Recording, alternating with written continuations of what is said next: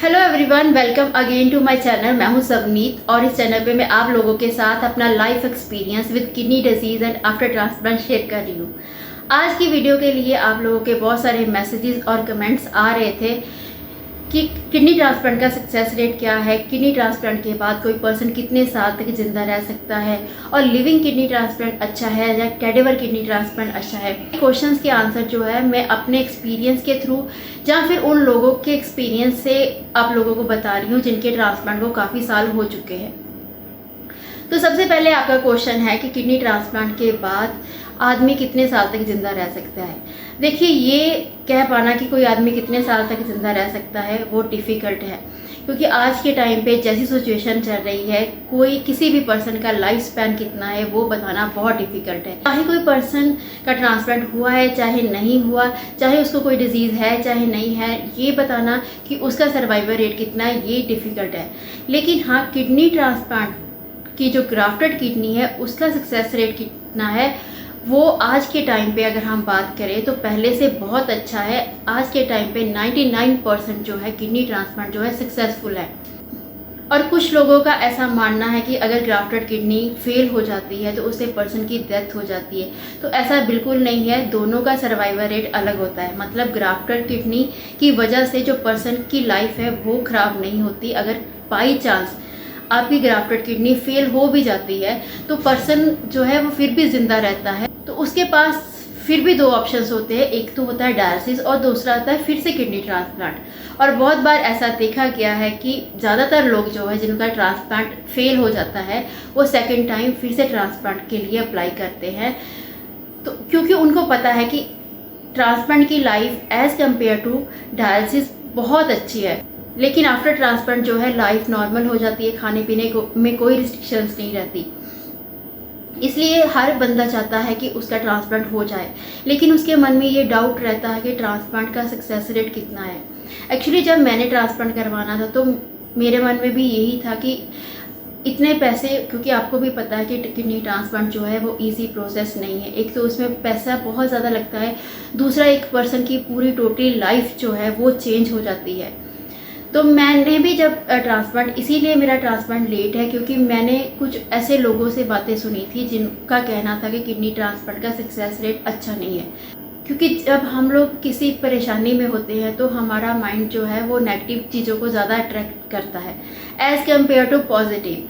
तो अगर आपको ट्रांसप्लांट के बारे में कोई 10 बातें अच्छी बताएगा और उसमें से 2 बातें कोई गलत बता देगा तो आपके मन में वो स्टक कर जाएगा कि नहीं ये होता है। मतलब जो नेगेटिव चीज़ है वो आपको ज़्यादा जो है वो इफ़ेक्ट करेगी।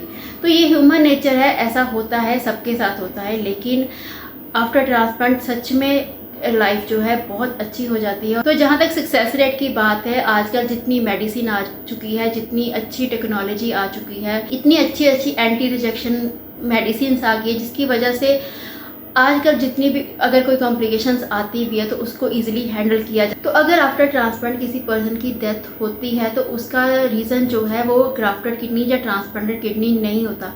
बहुत बार ऐसा देखा गया है कि उस पर्सन की डेथ का रीज़न जो है या तो कोई और बीमारी होती है जैसे हार्ट अटैक, डायबिटीज़, या कोई और जो उसके बॉडी के इश्यूज़ हैं उनकी वजह से उनकी डेथ होती है। तो ये कहना डिफ़िकल्ट है कि आफ्टर ट्रांसप्लांट जो है वो डेथ जो है उसका रीज़न जो है किडनी की इन्फेक्शन की वजह से ही होता है, क्योंकि आजकल जितनी मेडिसिन आ चुकी है उससे इन्फेक्शन के चांसेस बहुत कम होते हैं। और अगर इन्फेक्शन हो भी जाती है तो इतनी अच्छी अच्छी मेडिसिन है जिससे उसको कवर किया जा सकता है।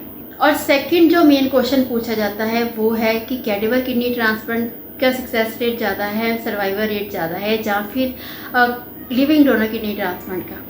मैं खुद एक कैडेवर किडनी ट्रांसप्लांट रिसिपिएंट हूँ और मेरे मन में भी ये डाउट था। लेकिन स्टार्टिंग में जब मुझे ये प्रॉब्लम हुई तो मैं डायलिसिस करवाना चाहती थी और ना ही ट्रांसप्लांट। मुझे था कि कोई ऐसी मेडिसिन मुझे मिल जाए जिसको खाकर मैं ठीक हो जाऊँ।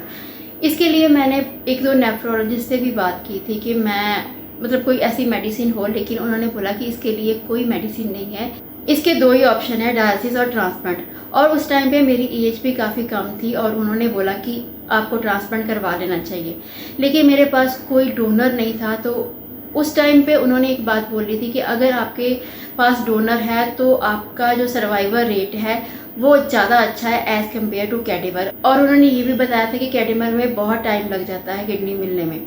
तो उनकी ये बातें सुनकर मुझे लगा कि नहीं, अगर डोनर नहीं है तो फिर तो डॉक्टर भी जो है वो गारंटी नहीं ले रहे, लेकिन ऐसा कुछ नहीं है। लेकिन आज के टाइम पे सिचुएशन अलग है। तो जब मेरा ट्रांसप्लांट हुआ उसके बाद मैं एक और कैडेवर किडनी ट्रांसप्लांट रेसिपिएंट से मिली, क्योंकि मुझे बहुत एक्साइटमेंट थी उनसे मिलने की और उनसे जानने की कि आफ्टर ट्रांसप्लांट कैडेवर की जो लाइफ है वो कैसी रहती है। तो उनके ट्रांसप्लांट को आई थिंक 24 ईयर कंप्लीट हो चुके थे और उनकी हेल्थ काफ़ी अच्छी थी। तो उनसे मिलकर मुझे बहुत सारी बातों का पता चला कि कैसे आफ्टर ट्रांसप्लांट खुद की केयर करनी है, उन्होंने क्या क्या प्रिकॉशंस जो है वो फॉलो किए। तो उससे मुझे भी ये हौसला मिला कि नहीं, ऐसा कुछ नहीं है कि लिविंग डोनर का सक्सेस रेट ज़्यादा है एज़ कम्पेयर टू कैडेवर। तो ये बात, अगर आपके पास डोनर नहीं है तो आपको ये डाउट रखने की ज़रूरत नहीं है कि कैडेवर का सक्सेस रेट अच्छा नहीं है। आजकल कैडेवर का सक्सेस रेट भी उतना ही अच्छा है जितना कि लिविंग डोनर का। ये मेरा खुद का एक्सपीरियंस है, लेकिन अगर आप किसी डॉक्टर से मिलोगे तो उनसे ये बात पूछोगे तो वो ऑब्वियस आपको बताएंगे कि अगर आप कैडेवर किडनी ट्रांसप्लांट करवाते हो तो उसका सक्सेस रेट, मतलब उसका सक्सेस रेट जो होता है वो 8 से 10 साल का होता है। अगर आप लिविंग डोनर किडनी ट्रांसप्लांट करवाते हो तो उसका सक्सेस रेट जो है वो 10 से 15 साल का होता है। तो ये था डॉक्टर के द्वारा बोला गया। मुझे नहीं पता कि इसमें वो कितना राइट है, लेकिन मेरा जो एक्सपीरियंस रहा है उसी हिसाब से मैंने देखा है कि नहीं, ट्रांसप्लांट का सक्सेस रेट वो डिपेंड करता है कि आप खुद की केयर कैसे करते हो। आप डॉक्टर का अगर फॉलोअप टाइम टू टाइम लेते हैं, टाइम टू टाइम आप मेडिसिन खाते हैं, जो डॉक्टर प्रिस्क्राइब करते हैं आप उतनी ही डोज मेडिसिन की लेते हो और टाइम टू टाइम लेते हो। जितना टाइम आपने एक बार सेट कर दिया उसी टाइम पे आपको मेडिसिन खानी है, मॉर्निंग में, इवनिंग में। और जितने भी सप्लीमेंट्स है, अगर आपकी बीपी की मेडिसिन, जो आपकी शुगर की मेडिसिन कोई चलती है तो उसको मिस नहीं करना, और इम्यूनो सप्रेसर को तो भूलकर भी मिस नहीं करना। एक भी डोज आपकी मिस नहीं होनी चाहिए।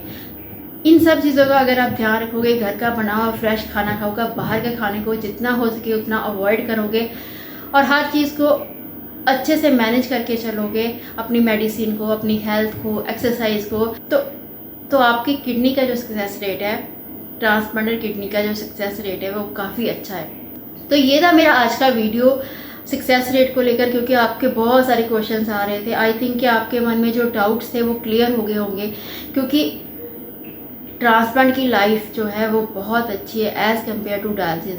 अगर आपके माइंड में किसी भी तरह के डाउट्स है तो प्लीज़ उसको निकालो और अपने किडनी ट्रांसप्लांट के प्रोसेस में आगे बढ़ो, क्योंकि किडनी ट्रांसप्लांट जो है बेटर ऑप्शन है एज़ कम्पेयर टू डायलिसिस। अगर आपके पास खुद का डोनर है फिर तो बहुत अच्छी बात है। अगर डोनर नहीं है तो आप किसी अच्छे हॉस्पिटल में रजिस्टर करवाओ, आपका नंबर आ जाएगा।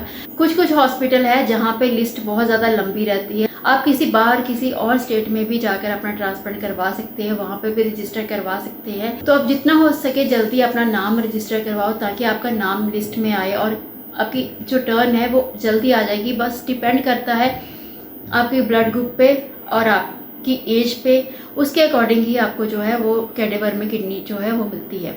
अगर आपको ये वीडियो अच्छा लगा तो इसको लाइक करना, इसको और लोगों के साथ शेयर करना ताकि उन लोगों की भी हेल्प हो सके, और मेरे चैनल को सब्सक्राइब करना। Thank you so much for watching my video.